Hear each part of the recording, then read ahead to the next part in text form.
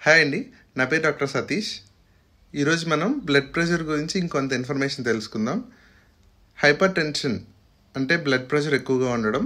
ఈ blood pressure ఎక్కువగా ఉన్నప్పుడు ఏమేమి లక్షణాలు వస్తాయి అనే దాని గురించి మనం చూసుకుంటే, ఎక్కువగా కామన్గా చెప్పే కంప్లైంట్ తలనొప్పిగా ఉండడం, కంటి చూపు సరిగ్గా కనిపించకపోవడం, మెడల దగ్గర నొప్పి రావడం, మెడ నొప్పి, మెడలు లాగేస్తున్నాయని చెప్తూ ఉంటారు. అదేవిధంగా ముక్కులోంచి రక్తం ఎక్కువగా కారడం, మాట సరిగ్గా రాకపోవడం, గుండెదడ రావడం, ఇలాంటి లక్షణాలు బీపీ ఎక్కువైనప్పుడు వస్తూ ఉంటాయి అన్నమాట.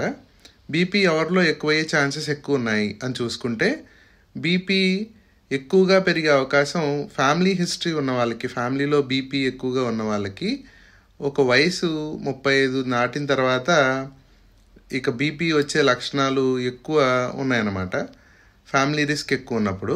దాంతోపాటు స్మోకింగ్ ఎక్కువ చేసే వాళ్ళకి, డ్రింకింగ్ ఎక్కువ చేసే వాళ్ళకి, తర్వాత ఎక్కువ స్ట్రెస్ ఫీల్ అయ్యే వాళ్ళకి, నిద్ర సరిగ్గా లేకపోయినా, ఇవి సందర్భాల్లో బాగా ఎక్కువ బీపీ వచ్చేసే అవకాశాలు ఎక్కువ కనబడతాయి. వెయిట్ కంట్రోల్ కూడా ఉండాలండి, డైట్ కంట్రోల్ కూడా ఉండాలి.